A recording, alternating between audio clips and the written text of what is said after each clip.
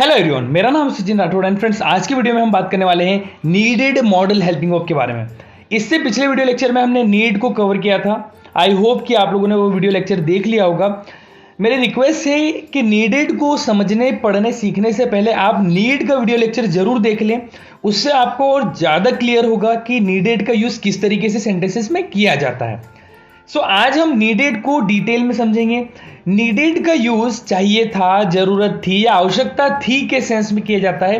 किसी नाउन की जरूरत या सर्वनाम की जरूरत थी, आवश्यकता थी, ये चाहिए था, इस सेंस में हम नीडेड का यूज करते हैं। सिंपल वे में समझे तो नीड का ही पास्ट फॉर्म होता है नीडेड। हमको कोई जरूरत या आवश्यकता बताना हो पास्ट में तो हम नीडेड का प्रयोग करते हैं। तो नीड का ही पास्ट फॉर्म होता है नीडेड। आगे चलते हैं, समझते हैं। अब नीडेड जो है वो किन किन सब्जेक्ट्स के साथ यूज होगी। अफर्मेटिव में he, she, it, name, I, you, we, they means सभी सब्जेक्ट्स के साथ अफर्मेटिव में नीडेड का यूज कर लेंगे। अब यहां पर समझने वाली बात यह है कि नीड का यूज फ्रेंड्स हमने किया था तो प्रेजेंट इंडेफिनिट के रूल्स लगाए थे। अब हम नीडेड यहां पर इसलिए कह रहे क्योंकि नीड के साथ ईडी लगाकर सेकेंड फॉर्म बनाया, तो यहां पर पास्ट इंडेफिनिट के सारे रूल्स लगेंगे। मीन्स अफर्मेटिव बनाने के लिए वर्ब की सेकेंड फॉर्म, तो यहां पर हम नीड को मेन वर्ब मान रहे हैं तो उसकी सेकेंड फॉर्म क्या हो गई, नीडेड। उसी तरह से जैसे हमने नीड में नीड के साथ एस और ईएस मतलब एस लगाकर नीड्स बनाया था, तो हमने प्रेजेंट इंडेफिनिट के रूल्स लगाए थे अफर्मेटिव में। नेगेटिव इंट्रोगेटिव में हमने डज और डू का यूज किया था। वैसे ही पास्ट इंडेफिनिट में हम डिड हेल्पिंग वर्ब का यूज करते हैं, तो यहां पर भी हम डिड का यूज करेंगे। लेकिन अफर्मेटिव बनाने के लिए हम क्या करते हैं पास्ट इंडेफिनिट में, सेकेंड फॉर्म। तो नीड की सेकेंड फॉर्म क्या हो जाएगी, नीडेड। तो सभी सब्जेक्ट्स के साथ अफर्मेटिव में हम क्या लगा देंगे, नीडेड।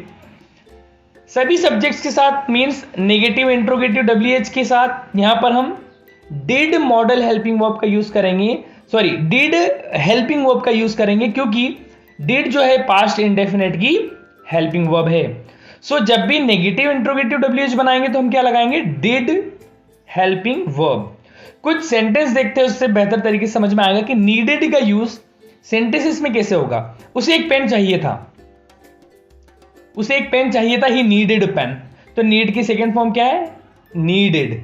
ईडी लगाकर हमने सेकेंड फॉर्म बनाई।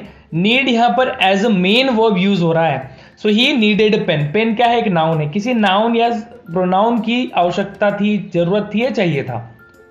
तुम्हें एक किताब चाहिए थी, you needed a book. So simple sentences बनेंगे जैसे हमने नीड के बनाए।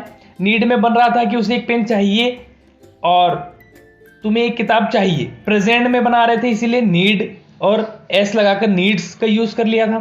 तो वहां बना था ही नीड्स अ पेन, यहां बन रहा है ही नीडेड अ पेन। तो सिंपल पास्ट में जो चीज चाहिए थी, जरूरत थी, वो बताना हो तो हम नीडेड लगा देंगे। प्रेजेंट की बात हो तो नीड या नीड्स। और सेंटेंस देखते हैं, उसे मेरी जरूरत थी, ही नीडेड मी। तो यह मी क्या हो गया, प्रोनाउन हो गया। मुझे तुम्हारी मदद की जरूरत थी, आई नीडेड योर हेल्प। थी है नहीं, थी पास्ट की बात है इसलिए आई नीडेड योर हेल्प। और सेंटेंस देखते हैं, हमें उसकी बाइक की आवश्यकता थी, वी नीडेड हिज बाइक।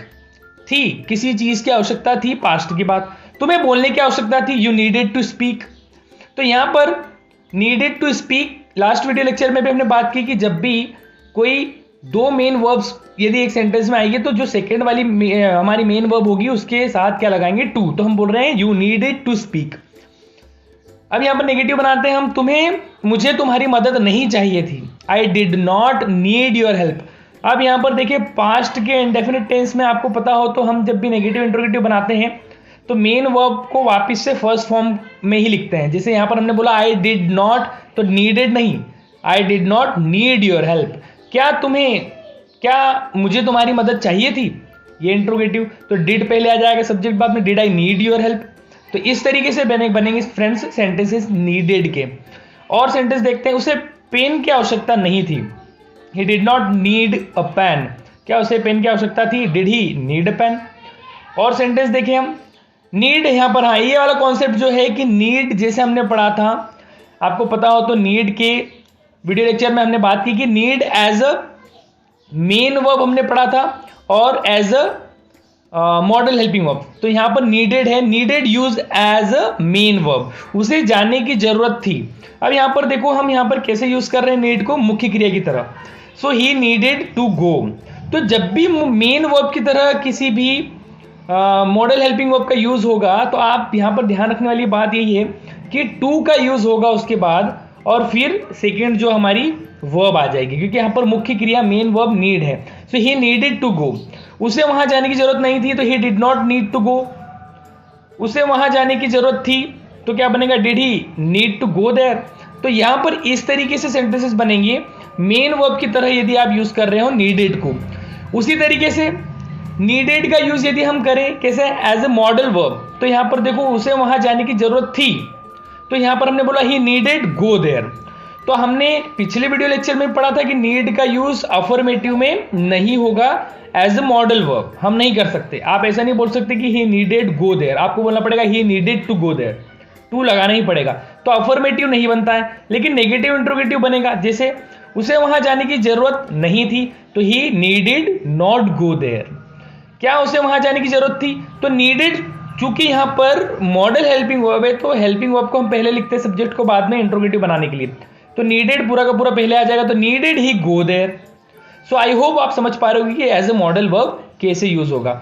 और यदि हम देखें, जैसे आपको एग्जांपल बताऊं, जैसे आप कैन का एग्जांपल, कैन जो है वो एक मॉडल हेल्पिंग वर्ब है, हम इसको मेन वर्ब की तरह यूज नहीं करते हैं। आई कैन गो, तो आई कैन टू गो नहीं बोलते हम, आई कैन टू गो कब बोल सकते हैं, जब कैन मुख्य क्रिया की तरह मेन वर्ब की तरह यूज हो। लेकिन कैन चूंकि मेन वर्ब की तरह यूज नहीं होता है इसलिए हम उसको मॉडल हेल्पिंग वर्ब की तरह यूज कर रहे हैं। So I can go, I can not go और कैन आई गो।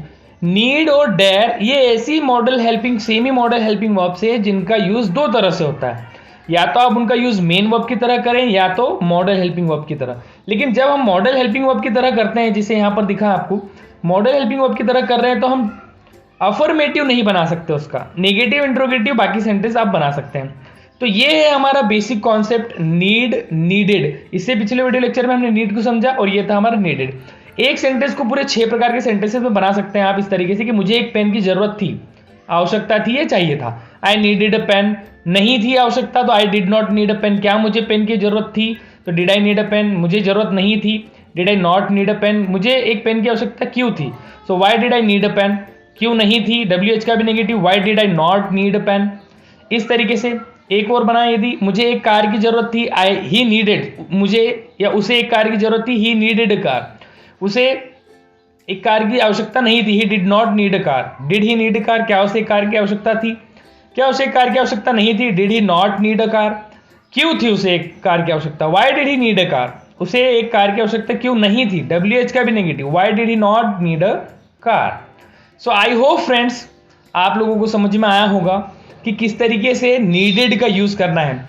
आप सिर्फ इतना ध्यान रखिए कि नीड और डेयर एक ऐसी सेमी मॉडल हेल्पिंग वर्ब्स हैं, इनको सेमी मॉडल इसीलिए कह रहे हैं कि ये दो तरीके से वर्क करती है, दो तरीके से इनका उपयोग होता है, यूज होता है। या तो आप इनका यूज मुख्य क्रिया की तरह कर लें, तो जब आप मुख्य क्रिया की तरह इनका यूज करेंगे मेन वर्ब की तरह, तो आपको टू प्रीपोजिशन का यूज करना पड़ेगा।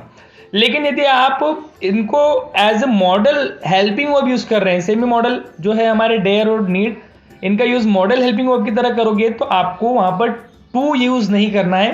प्लस हम मेन मॉडल हेल्पिंग वर्ब की तरह यूज करेंगे इनका, तो हम इसमें कभी भी इनका अफर्मेटिव सेंटेंस नहीं बना सकते। नेगेटिव इंट्रोगेटिव बना सकते हैं, WH बना सकते हैं, अफर्मेटिव सेंटेंस नहीं बनेगा। ये सिर्फ पॉइंट ध्यान रखना होगा हमको। सो आई होप फ्रेंड्स आपको आज का वीडियो भी बड़ा मज़ेदार लगा होगा। यदि आपको पसंद आता है तो आपके फ्रेंड्स के साथ जरूर शेयर करें कि उनको भी कुछ नई चीज़ सीखने को मिले। और वीडियो पसंद आ रहा है तो लाइक करें, कमेंट करें, सब्सक्राइब करना ना भूलें चैनल को। हम मिलेंगे कि नेक्स्ट इंटरेस्टिंग वीडियो के साथ, तब तक के लिए keep growing, keep learning and we can do it. Bye bye.